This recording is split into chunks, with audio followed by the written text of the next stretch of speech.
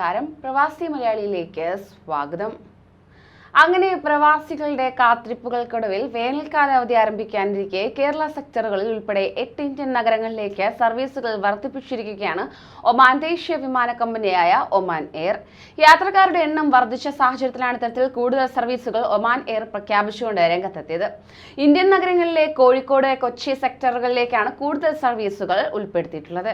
ബംഗളൂരു, ഡൽഹി, മുംബൈ, ചെന്നൈ, ഹൈദരാബാദ്, കോഴിക്കോട്, കൊച്ചി സെക്ടറുകളിലേക്ക് 7 വിമാനങ്ങളാണ് സർവീസ് നടത്തുക.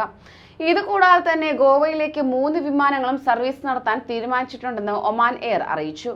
അതേസമയം മലബാർ മേഖലയിലെ യാത്രക്കാർക്ക് ഏറെ ആശ്വാസമാകുന്ന ഒരു തീരുമാനവുമായി എയർ ഇന്ത്യ എത്തിയിരിക്കുകയാണ്. ജൂൺ 21-ന് കണ്ണൂരിൽ നിന്ന് ഒമാനിലേക്ക് സർവീസ് ആരംഭിക്കുമെന്ന് എയർ ഇന്ത്യ അറിയിച്ചു. കണ്ണൂരിൽ നിന്ന് രാത്രി 10:20-ന് വിമാനം പുറപ്പെടും. ഇത് 12:20-ന് മസ്കറ്റിലെത്തും. ഇതേ വിമാനം മസ്കറ്റിൽ നിന്നും വൈകിട്ട് 4:30-ന് പുറപ്പെടും. ഇന്ത്യൻ സമയം 9:30-ന് കണ്ണൂരിലെത്തും. ആഴ്ചയിൽ ചൊവ്വ, വെള്ളി, ഞായർ ദിവസങ്ങളിലായിരിക്കും സർവീസ് ഉണ്ടാകുക. ഒമാനിൽ നിന്ന് go first, air India express എന്നീ വിമാനങ്ങളാണ് ഇപ്പോൾ സർവീസ് ഉള്ളത്.